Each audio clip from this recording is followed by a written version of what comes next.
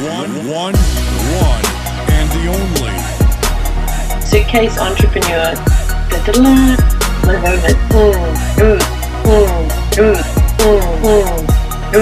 It's Natalie Sisson. I sell freedom. Welcome to the Smart Brand Marketing Podcast with your host, Tom, the Digital Architect Liebelt. Are you tired of spending money on marketing efforts that produce little or no results? Unable to decide whether internet marketing is right for your business? Want to take your brand to the next level but are unsure of what steps to take next? Hey, you're not alone. Join thousands of others in their pursuit of growing a profitable business and learning actionable strategies on how they can outperform brands that are older, bigger, and stronger.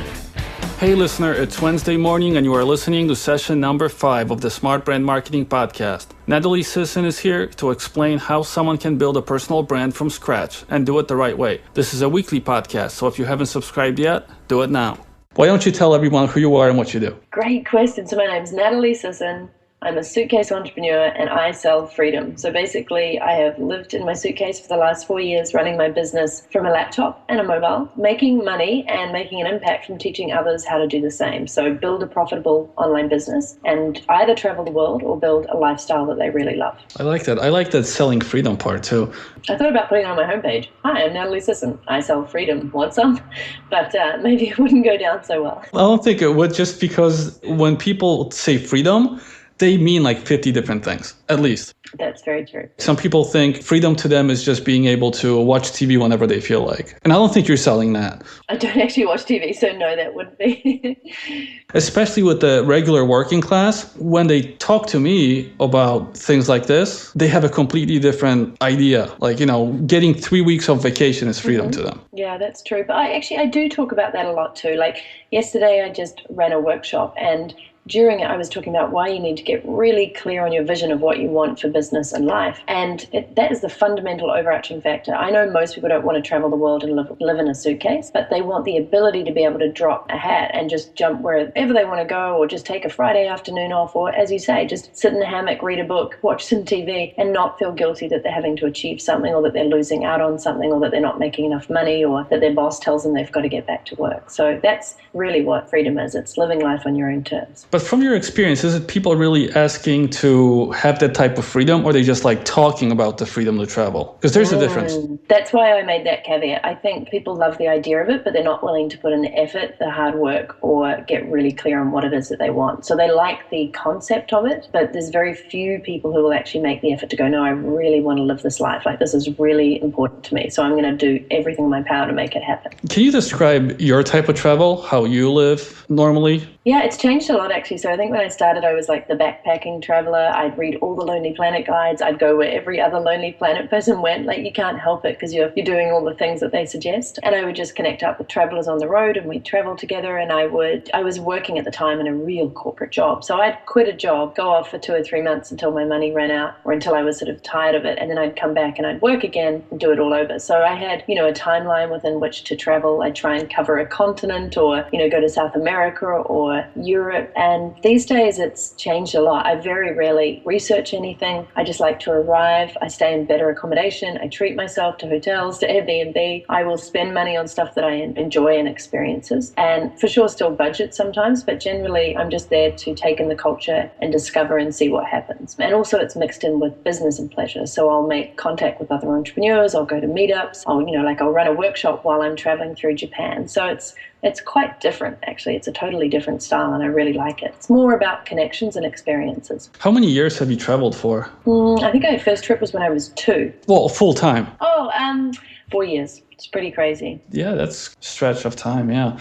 The main topic I really wanted to go over with you is engagement with the audience. This is something that's just so key these days for every type of business, even if you're just a mom and pop shop. People are confused about the type of tools they should be using and how they should be using them, and what's that even mean to engage with an audience? The biggest piece of advice I can give people is to be authentically you. And I know that word authentic gets bandied around a lot, but like passion, but it's just being yourself. Like all these social media tools tools and online tools that allow us to communicate around the world and be everywhere, they have also at the same time kind of made people realize, heck, like I'm very on show, I'm very public now, I better watch what I say, or I better put on a positive front, or maybe I should look like I know what I'm doing. And I think all these things you can be mindful of, but people sort of forget that they just need to be who they are. If you have an opinion like you always do, Tom, just state it. If you like to swear, swear. If you're funny, be humorous. Whatever it is, just be true to being you, because that's what people resonate with. That's why people love the Peter Shankmans of this world, or why they resonate with me, is because I'm like, hey, here I am. I'm this girl. I head out around the world. I do handstands. I run a really successful business. I have a ton of fun. I go on adventures. I don't always get it right. Sometimes I forget about visas. Sometimes I almost get arrested at airports. I don't have the perfect grammar. Community can pick that up, but I'm sure as hell going to show you how to live life to the full, right? And people either admire that and go, yeah, I want to be part of that, or they're like, that seems a little crazy for me. I'm not into that. But by being who you are truly and authentically and putting it out there every day, you genuinely attract and engage with like-minded people who want to be part of your tribe. Yeah, I think it's really hard for people to understand what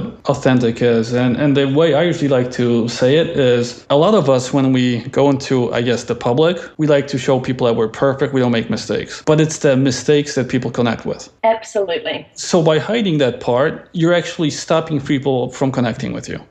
Yeah, it's that perfectionism thing, right? You need to let go of that. Some of my best posts, videos, podcasts have been when I've been really vulnerable and said, you know what, here's what I screwed up on recently, and here's what I'd like you to avoid or not do yourself, or here are the lessons that I learned, and here's what I really took away from it and why it was so valuable. What would you recommend for someone that hasn't really engaged online in any way when they were starting out? What should they do? What's the first step? I would suggest that they pick a site that really resonates with them. So it may be Facebook, it may be Twitter, it may be Google+. And I would suggest that they just pick one initially and they just look at what other people are doing on it, what they're talking about, what resonates with them, what they want to engage in and comment in, and then start doing that themselves. I think everybody knows that the key to engagement is to ask interesting questions, post interesting facts, share useful resources, get people's opinions. I think I would just test one platform initially and see how comfortable you feel with it, what the interaction's like, the kind of people that you're connecting with. Because, I adore Twitter, but Twitter is like a high-speed, fast-stream, short facts. I like it because of its brevity. I like that you can pick up lots of stuff in very short factual time, and there's a stream of information coming in. That's the kind of personality that I have. Facebook I love more for connecting and engaging with friends and seeing who got married and where they're traveling and who got a job and all these wonderful things, and getting great comments on questions that I ask or opinions that I put out. And then I love Google Plus because I feel it's a more intelligent and savvy audience right now. It hasn't quite become a sales pitch or fest, and so you get really interesting things shared, good comments, good interaction, more debates and discussions. Essentially just kind of start out and look at the key tools and which one relates to you and which one suits your personality and that you feel most at home with and comfortable with, and start from there and just do what Oscar Wilde said, be yourself because everybody else is taken. Yeah, because what I see people do for the most part, when I say people, it's mostly businesses, they will get a Facebook page, they'll hire a company to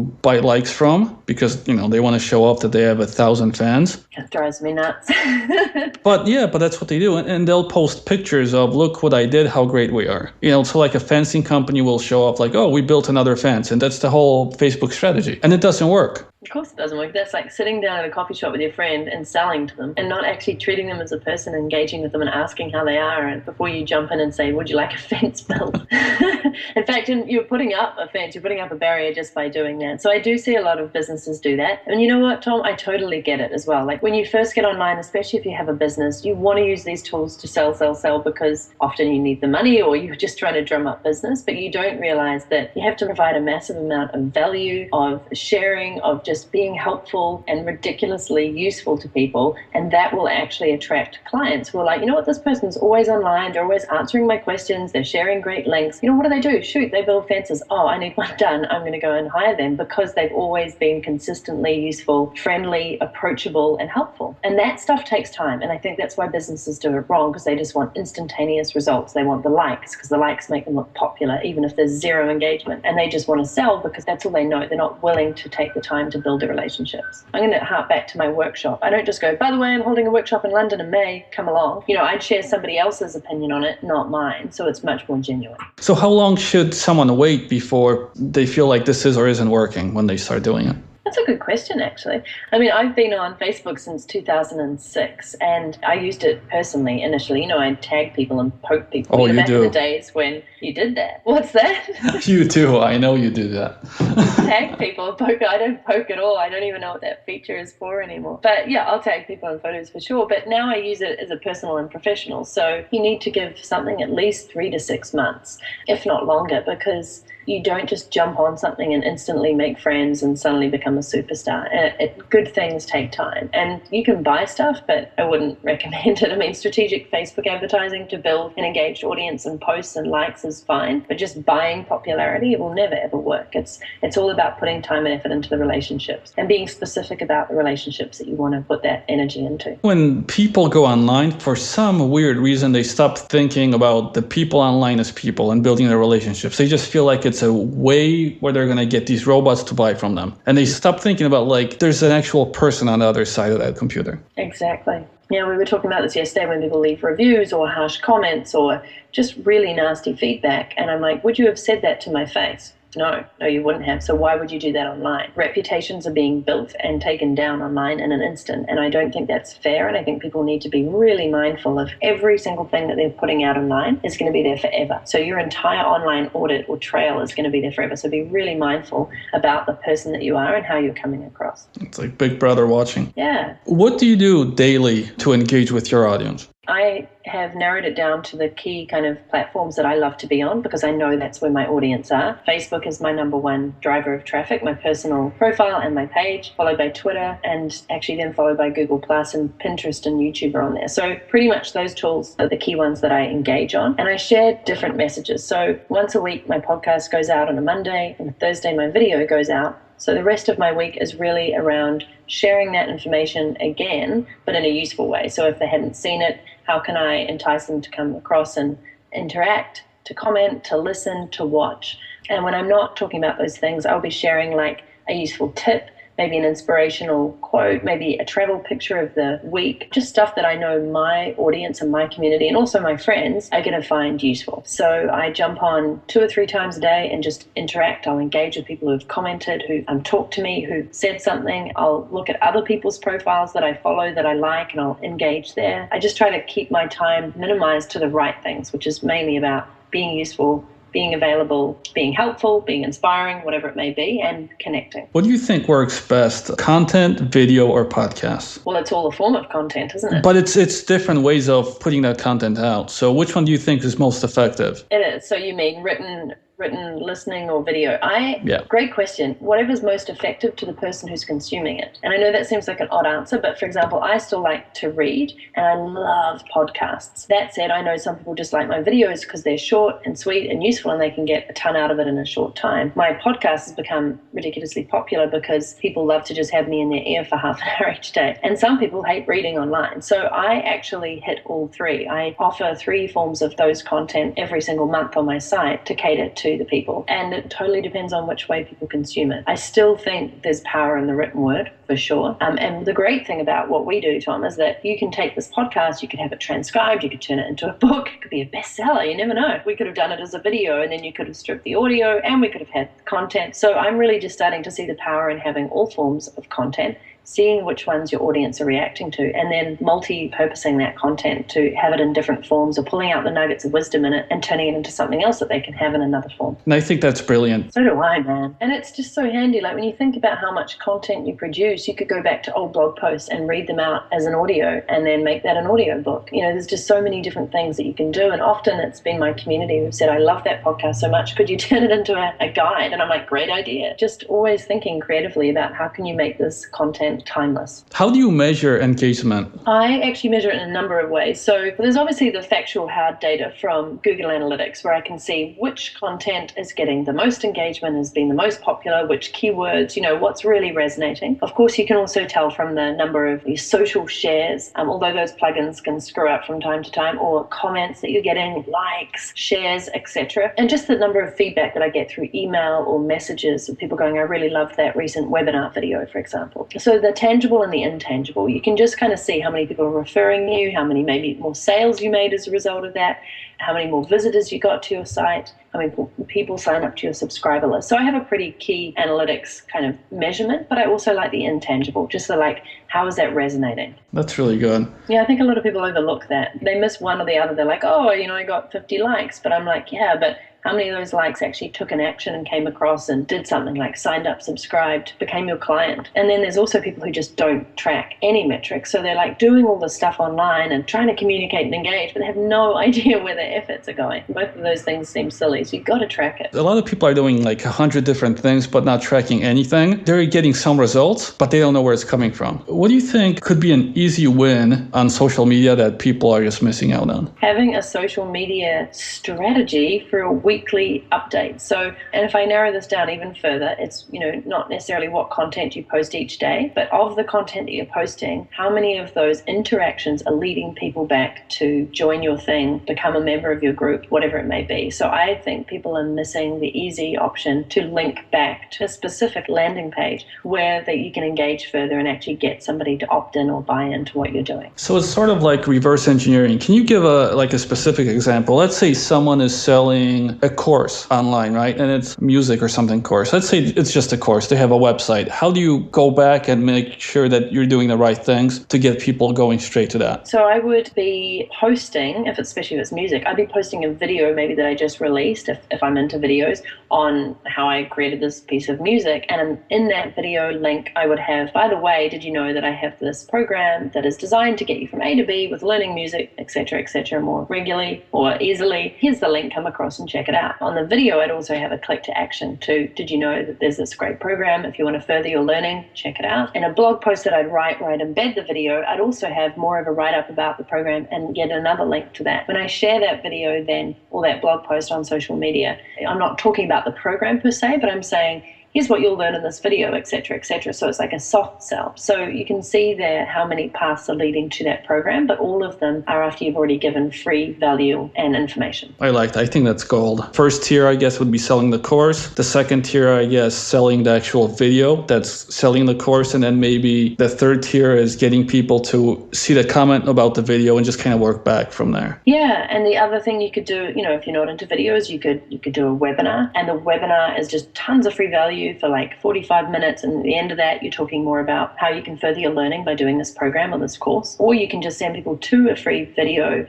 webinar page so they can watch the replay. There's no obligation there. They get a ton of value from you. At the end of that, they can buy as well. So there's a number of ways I think of what I would say soft selling that's actually way more effective than the buy this now, because they've already consumed a ton of your content. They can see how valuable it is and they're just ready to buy. I mean, that's how people usually come to me. 90% of what I do is free. And as a result of that, people then want to buy because they already have consumed the great stuff and they know there's extra goodness in going that step further. That's what I'd like to think. That's what they tell me. That's probably right. Biggest problem people see with webinars is how to get the audience. If you're a small business owner that's not really good on the online, just on any other social media, they might have a Facebook page with like 20 friends on it. And if they do a webinar, it's like, where do I start? Where do I get an audience for it? So that's a great question because there are so many ways. So first off, those people are probably just thinking, well, how do I get that audience? When there's a whole audience out there who would probably be willing to share their audience with you. So if I had zero audience, if I had a list of 50, I had 20 likes on my page, I would enlist in a couple of ways here. One, I would reach out with a personal message on Facebook to some friends that I knew already had an existing audience or group of friends who would be interested in what I was talking about on my webinar. I would ask them if they would share that link with their friends either on their wall, on their page, or if they'd even potentially email their list and put it as a, by the way, my friend's running this webinar, here are 3 benefits you're going to get from going. You can either do that as an affiliate or you can just ask them to be a friend and share that. The second one that I just came onto is affiliates. So you don't have to have an affiliate program in place, but you could reach out to an influencer online or somebody that you've been connecting with who's in a similar industry, doesn't have this product or program that you're going to be offering in your webinar, but has an engaged audience, and say, would you mind sharing this link? Could I guest post on your site? Could you email about it? And in return, I'll give you a commission for anybody who signs up. Third thing you could do is you could engage in some form of Facebook advertising, for example, if you were using Facebook, and actually driving converted leads to the webinar sign-up page. So you could invest, for example, $20 a day. You might get 20, 30, 40 new leads. And if one of those converts and your program is $300, then you've really made out on that. Those are just like, if I was starting from absolute scratch, those would be things that I'd consider. You just dropped a mini course that could probably be sold for like $900 or something. And people probably sell less info for more. So what I would tell the listener to do right now is to rewind this and go over it at least 10 more times with a pencil and paper, seriously, to write some of this stuff down. Because seriously, if people start and do that, they can build a whole business online from it. Totally. But thank you. I'm happy to charge $900 for it. They could just buy my book. Yeah, but I've seen things that had less value selling for more. That's what I'm trying to say. I can imagine someone driving right now being like, what just happened? Hopefully they're still driving on the road. They just didn't career off into a lorry or something. And I don't think you really took many breaths in it, too. I think you just kind of went like, and it just went for like 3 minutes. If you were starting out today and needed to make a living online fast, what would you do? Quickest path to revenue, if you've just been fired or you want to travel the world or do whatever, is putting out a service, because obviously launching a product and building up a reputation that way, it's going to take quite a lot of time. Product launches are, even if you wrote a book in a weekend and tried to put it out, it's still quite a lot of time. Whereas putting up a page talking about how people can buy a service from you, whether that's, and I'm talking about coaching, consulting, training, some form of skill or knowledge that you have that you can put out there that somebody would find valuable. So you might be great at copywriting. You might be good at just figuring out the tech side of stuff. Maybe you're not an expert in that.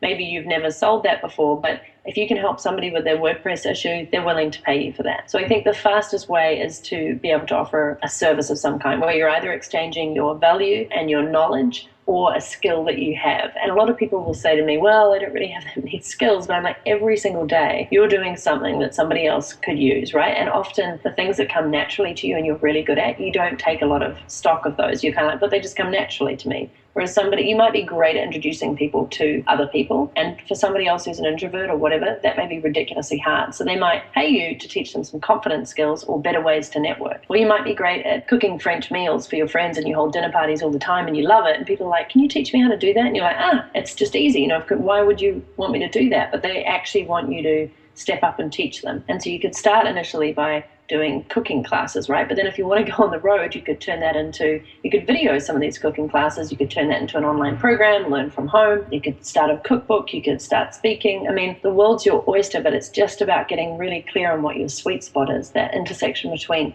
what you're really good at, what you enjoy doing, and what people will pay you for. And what people will pay you for is the trickier part. So it's like, whose problem can I solve with what I already know and I'm good at? Yeah, and I think I'll probably have to do a whole different podcast just on that, because it's a really tough one. And I know there are methods and ways of getting that vision, but that's going to take another 30 or 40 minutes just to go over. An extra $900. So, Natalie, tell people, tell people where they can find you, how they can reach you, and if you have anything that you're releasing or just promoting right now, this is your moment. I would love